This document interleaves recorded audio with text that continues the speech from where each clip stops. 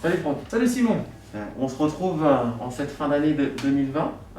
Je te propose de faire le point sur cette saison qui a été particulière, mais assez riche tout de même. On va proposer à tous nos licenciés, tous nos sympathisants du Lamballe Football Club, 4 volets et qui va permettre de faire cette rétrospective de cette année 2020. Je te laisse les énumérer. Bon, on aura le premier volet et c'est le plus important au niveau du club de Lamballe FC, ça concerne la santé et la sécurité.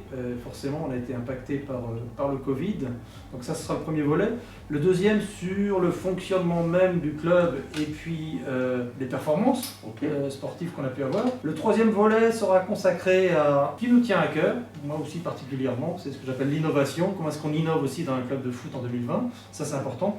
Et puis le dernier point, ce sera d'anticiper, de se dire comment est-ce qu'on va définir 2021 avec ce degré d'optimisme qui me paraît important. Donc, si on démarre peut-être sur le Covid, on va peut-être faire un petit bilan.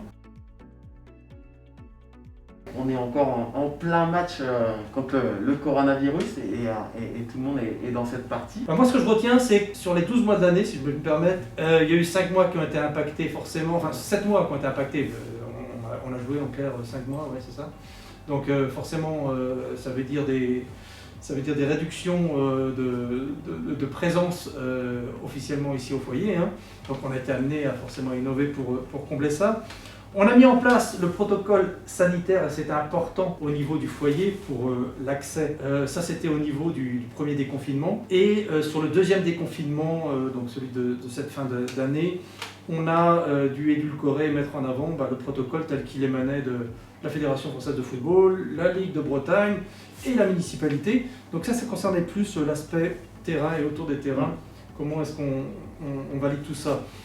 Le bilan, je te laisse le partager quand même. Ouais, même si on a eu quelques cas de détectés, il n'y a pas eu de cluster, donc ça montre bien que l'encadrement a été vraiment de qualité, ce qui a permis aussi de retrouver tous nos licenciés et d'ailleurs l'école de foot et nos jeunes, même un peu d'entraînement collectif chez les seniors depuis le mois de décembre. Donc soyons optimistes pour une reprise collective et pourquoi pas des compétitions rapides. En tout cas, on y est prêt au niveau de l'encadrement. Donc un bilan santé-sécurité plutôt encourageant dans l'adversité autour du Covid-19.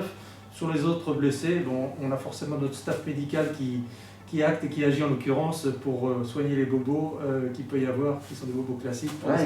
Qui permettra à tout le monde d'être prêt sur le point de vue athlétique et grâce à nos éducateurs et à ce pôle santé pour que toutes nos joueuses et nos joueurs soient prêts pour le jour J et pour la reprise des compétitions. Enfin, sous quel format on laissera un petit peu la fédération travailler sur la reprise. Et on regarde le cap sur la santé et la sécurité pour 2021.